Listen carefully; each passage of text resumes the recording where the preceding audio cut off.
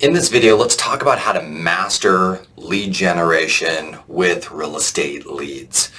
I was about to do a video presentation on the 2022 best real estate listing lead sources, but I realized that I'd probably just give you a bunch of great ideas and it would fall short because step one is really how do you master a lead source and put the lead generation system into your business so that you can actually gain long-term success and wealth.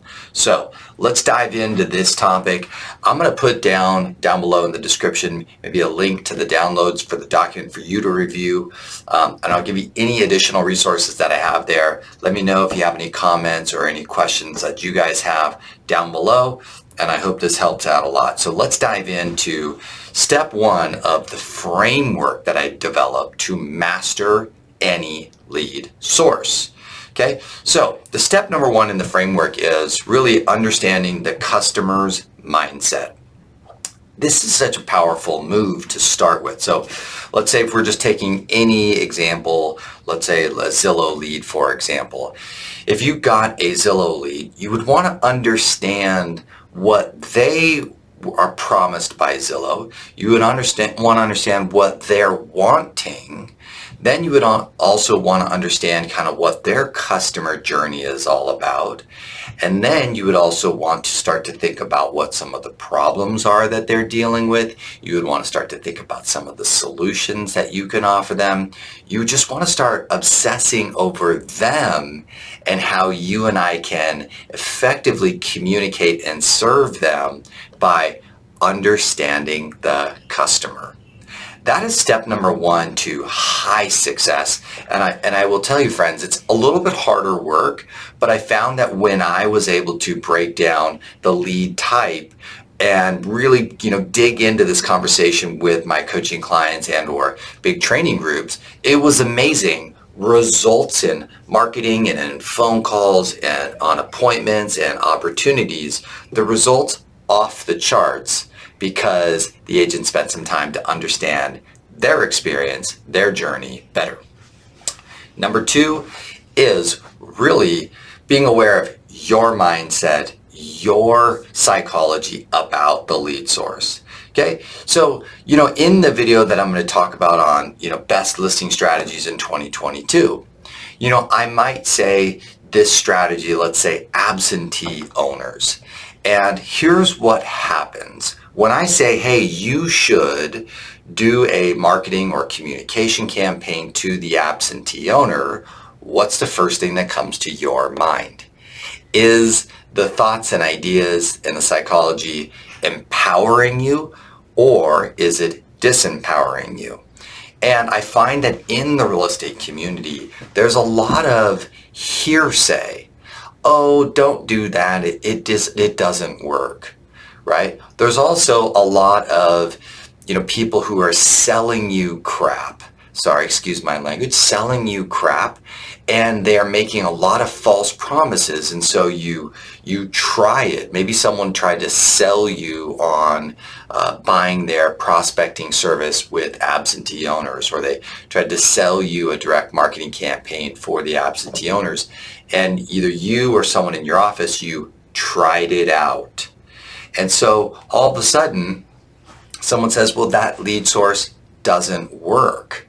And you've heard maybe this, it doesn't work, it's hard, this is not the, blah, blah, blah. So you might not only have your own kind of disempowering attitude psychology, but then you hear a lot of narrative in the industry. So step number two is get your head right and make sure that you did your own due diligence. Is this lead source really a quality opportunity for you, your personality, your strengths, your weaknesses, and also in the marketplace and in the market cycle?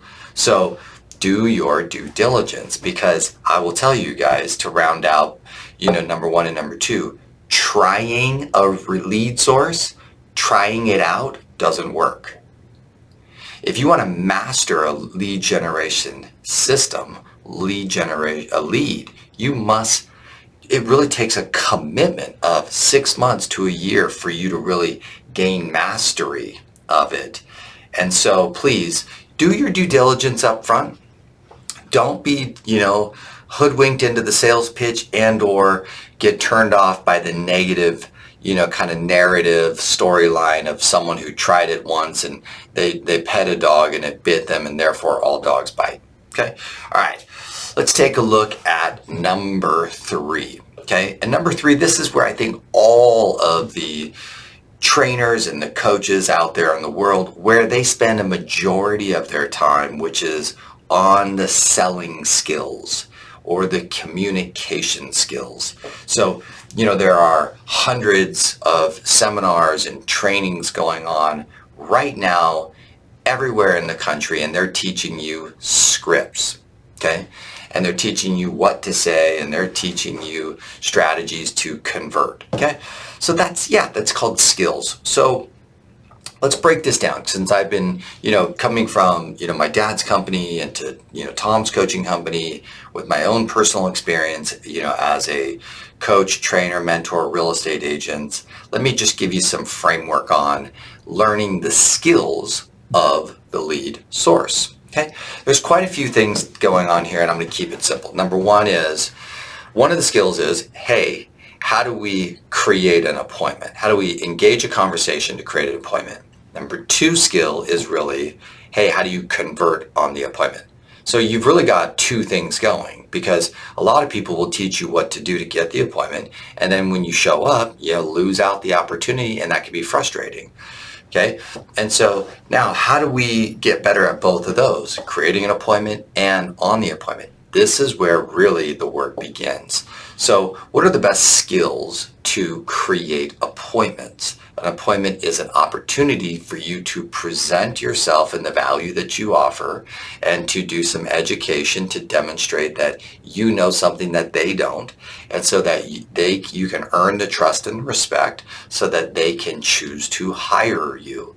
So the appointment is always designed around education and also demonstrating your value as a real estate professional so that you get hired. Okay, so we want to set an appointment. So in the appointment setting process, there's a couple different distinctions. There are some simple things like if I'm calling a lead that's cold versus calling a warm lead, we've got to really master the introduction to create a conversation. So how do you introduce yourself to create a conversation? It's very simple. We've got to master that, and it's all dependent on the lead type. Then, of course, what are the best questions? And I like open-ended questions. What are the best questions to create a meaningful and significant conversation? And I love the definition of a script that my father used to give, which is a series of open-ended questions that guides the conversation to the desired end result. A series of questions that decides the conversations to the desired end result. What are the best questions to ask? What are the best conversations to engage of this particular lead type? Okay. Then, of course, is what is your offer to why they should meet with you? What is your offer? Now, people would commonly refer to this as a close. I'm not big on closes. I'm big on making an offer, right? I constructed an offer for way back in the day for an expired listing, and I'd say something along the lines of, hey, I'll do 3 things for you. There's an offer. I will dig deep into the last 6 months of exactly what the buyers chose to buy and why they chose those homes and not yours. And I'll spend an hour of doing research on that and share that with you. Would you want that? Yes, that's an offer. I'll do this research that's super valuable to you, right? And I'll deliver it to you in this way. That's an offer.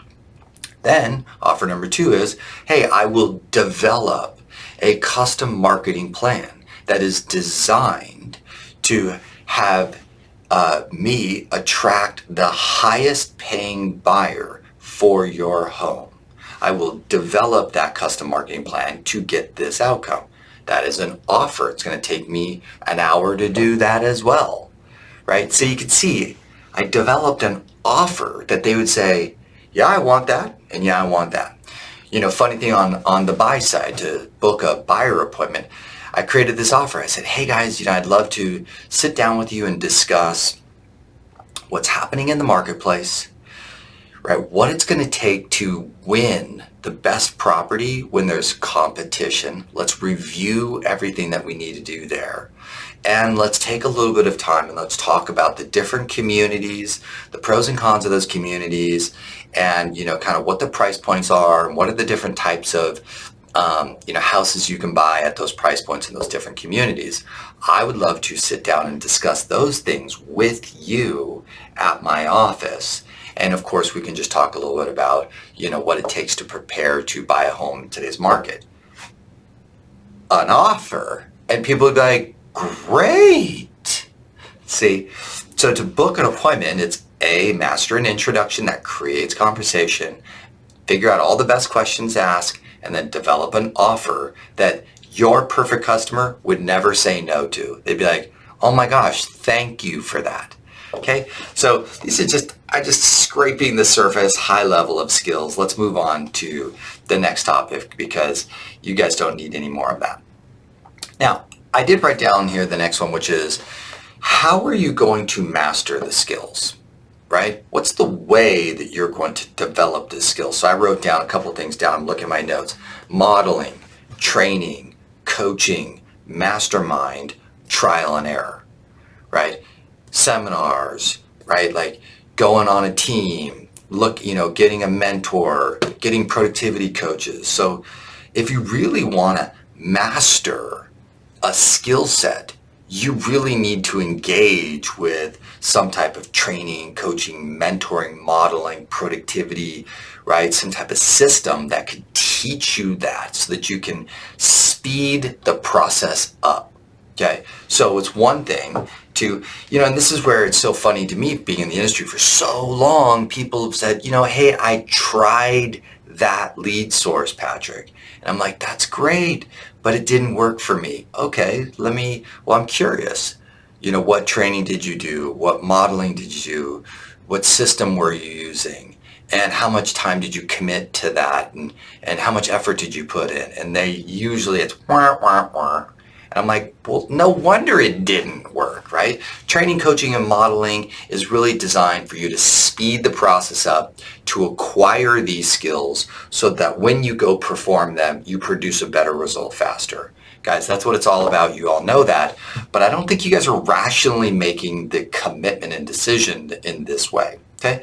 So let's go. The next thing, number 5, or the next thing I wrote down is establish an appropriate marketing plan for that lead source. Okay, so we've got skills on the prospecting side, but let's also talk a little bit about marketing side, because there's a lot of marketing support today. The big topic today is really nurture and following up on a lead and developing more relationship with a lead over a longer period of time. Tom's been talking about this nonstop, that we got to build better nurture plans, right? So an example of that nurture plan versus a marketing plan is, I was talking to one of my great clients in El Paso, Texas, and we're discussing when he's on the phone talking to potential sellers, and they said that, yeah, we're thinking maybe we'll sell next year. What we're doing is we're constructing a long-term nurture marketing plan. Okay, and so that way, when he asks for an email and a phone number, he's got a marketing plan that he can build the relationship with at scale over the course of the next year. That's a very simple example, right? If you were doing that lead source, you would need that long-term nurture marketing plan. Now, a lot of people are working on geographic farms.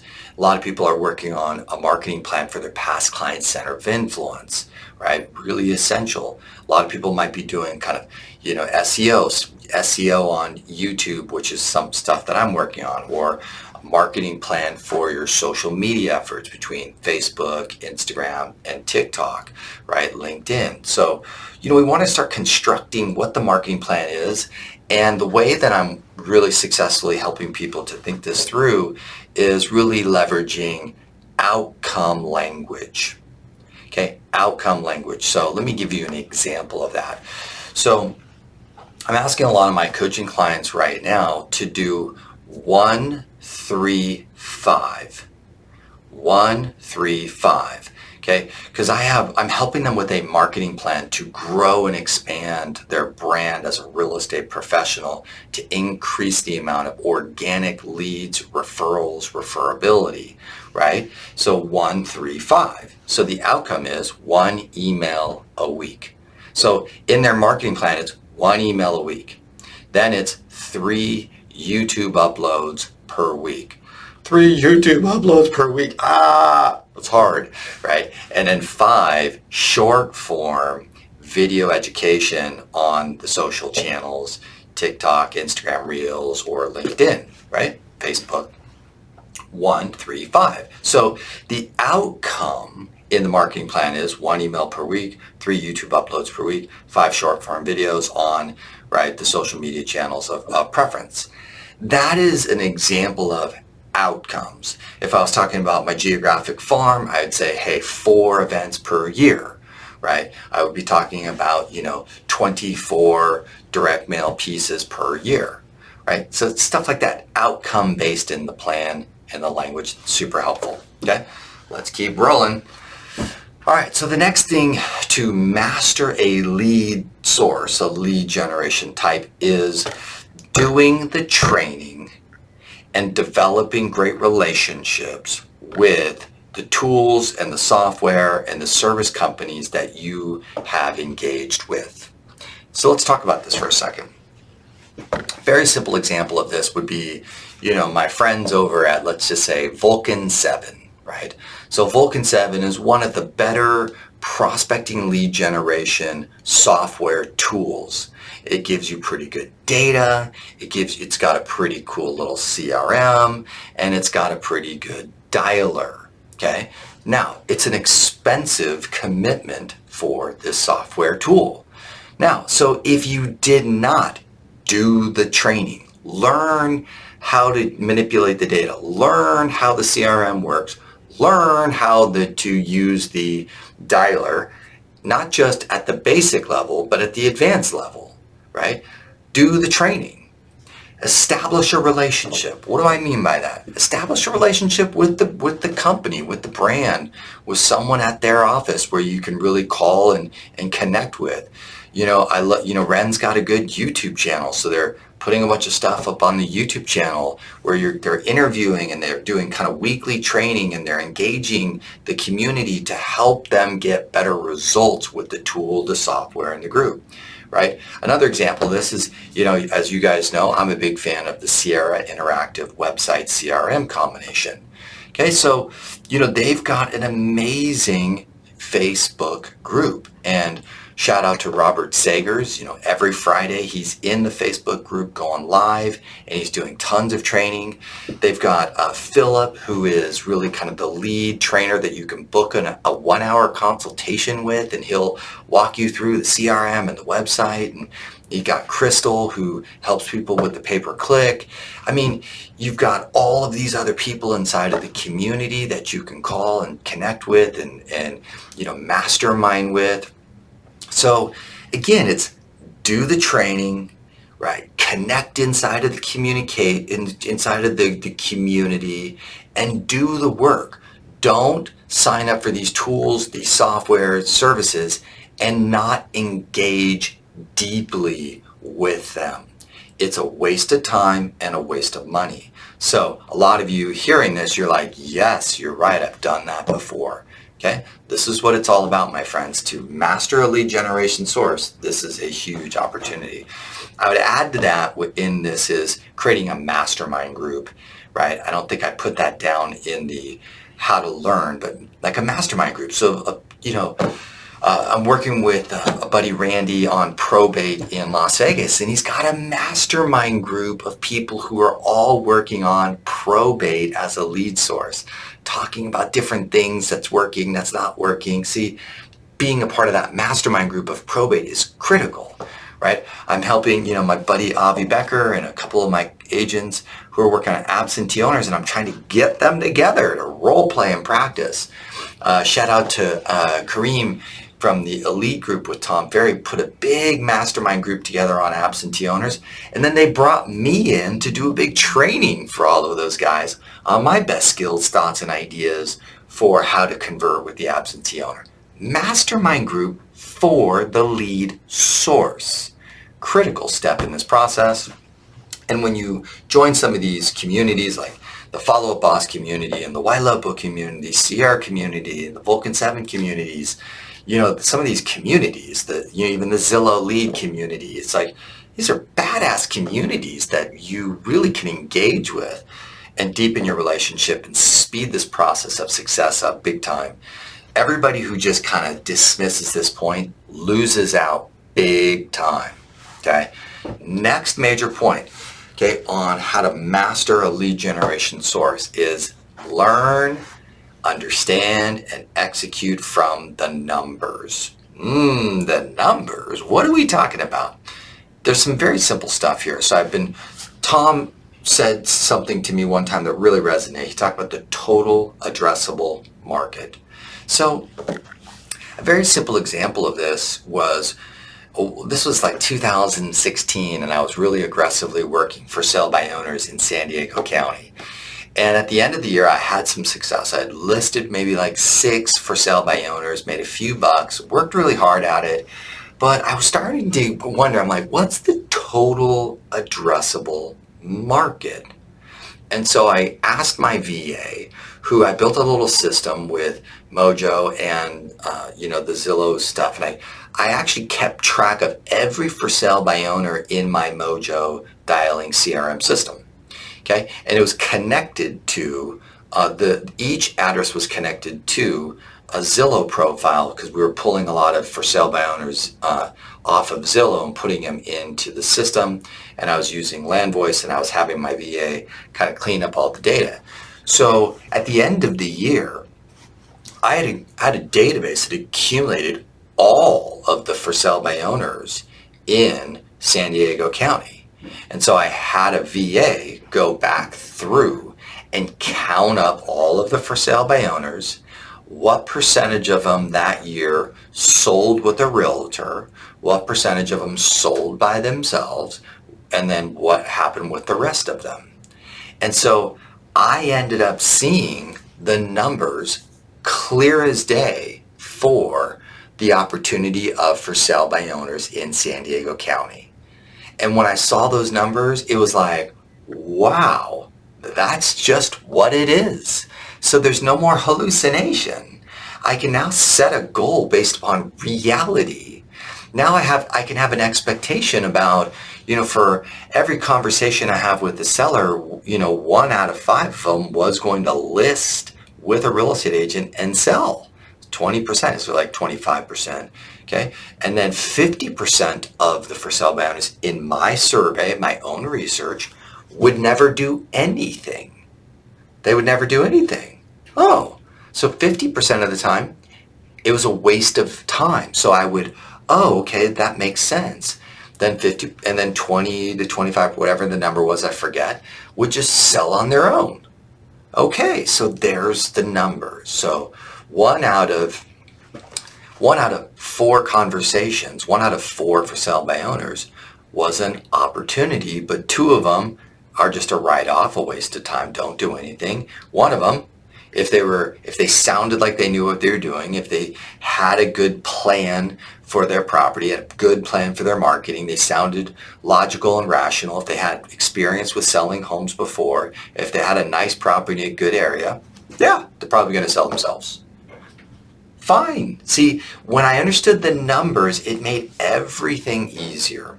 Now, let's talk another example. Let's say in 2022, a hot example would be Zillow lead conversion. Okay, so what we know right now is 5% conversion on a connection call is really the basic standard. If you're below 5%, that means that your skill sets, your ability to convert are not that good.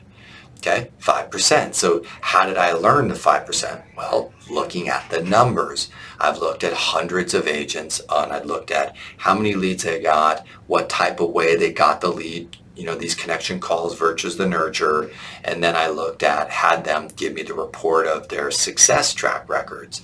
And so it became evident through research and to acknowledge the numbers that 5% was the minimum standard of a good agent. And then I started to find agents that were at 7% and people at 10%. And I was like, wow, 10% is possible. Ooh, so is this helpful for me to know that 10% conversion is possible with this particular lead type? Yes, so 1 out of 10 you convert. That means that 5 of them are a waste of time and it doesn't matter, right? And then another percentage of them you might be able to convert into the second year. One might be short term, one might be in the next 6 months, and then one could be also into the future. So, when you get to 20 leads and you get to 30 leads, we should be able to see and reflect on what the percentage ratios are. Understand the numbers. Next, in the same topic is your cost basis around the numbers. So cost of acquisition, there's these cost association with these lead sources, which is really a big topic right now. So right now in 2022, we're going to have a lot of referral fees, right? So 25% referral fees, 35% referral fees. If you're on a team, you've got these relationships. Now you've got also these cost of services. So there's my cost to actually get an appointment. So the cost to appointment, there's a cost to sale. So we really need to also start to level up our game as almost like a CFO, Chief Financial Officer, when we're looking at lead generation. And we need to be looking at our cost basis for these results. Okay, so it's really important to understand there's some high-level principles, which is like the goal is to get to a 5x return. So minimum standard 5x return. So I spend $1,000, my goal is to make $5,000 in return. Okay, so 5x return. And a lot of people with the more expensive lead sources and more expensive services, they're not thinking in terms of those numbers, and so they might go, these leads are terrible and it's really expensive, which I hear. And then I go, tell me about the numbers. And they're like, oh, they're horrible. It's the worst. I think I lost money. Show me the numbers. No, I don't know. It's a lot. Show me the numbers. And then they go, okay, well, they start looking and well, I got about 40 leads. Okay, cool. And then how many did you convert? Well, it was terrible. I didn't convert any. How many did you convert? Well, I closed 3. You closed 3. How much money did you make on those 3? $40,000. How much did you spend on the, 40 leads? $2,000. I thought this was a terrible adventure. Sounds like a really good one. Instead of going 2, why don't we invest in 4? And instead of making, 40 grand, let's see if we can make 80 and let's see if we can then improve the process and the system of what you're doing. And let's see if we can scale this bad boy up. Understand the numbers like a CFO, and this game gets a lot better by lead generation source. Last 2 guys, thanks for sticking with me this long. We have create the ideal schedule, right? And really just look at, what is what is truly required of you to be able to master this lead generation source? How much time do you need to commit to training, education, lead generation, appointments, preparation, right? Follow-up, right? Learning these systems. I think people underestimate the amount of time required to build efficiency and to build effectiveness. And so they underplan with their schedule, the reality, and therefore they try it out and they just bomb and fail. So creating an ideal schedule that's based upon real conservative reality, that's hugely important. Number 9, last one, guys. Thank you for making it this long. is what I like is the one-page business plan. Okay, I'm hot on the one-page business plan for the lead source. Okay, what do I mean by this?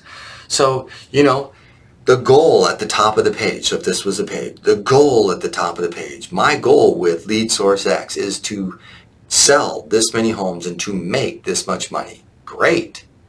Now, underneath that, right, what are some of the numbers? What are some of the commitments? What are some of the weekly outcomes that you want? What's some things on the marketing plan? What's some of the things that you need to learn in terms of skill sets? Just one page, just a little, here's some stuff that I need. And then when you and I look at it together on the page, we go like, yeah, that lead source, that many sales, that much income. We look down your list of things that you would need to do to be really on point and be amazing and to be, conservatively successful with that source. And we're like, yeah, that's kind of what it takes for you to be successful with that one lead source. So my friends, there you go. Lead generation at its finest. This is my framework to master any lead source. And this is the setup for the next video, which is going to be on the top listing lead sources for 2022. But I couldn't do that video without pushing you hard on this one. Have an awesome day. Let me know how I can help you. Jump down below for all some links, some additional resources. Make sure you subscribe and hit the notification bell and jump on my email newsletter if you haven't already. Have an awesome day. Thanks.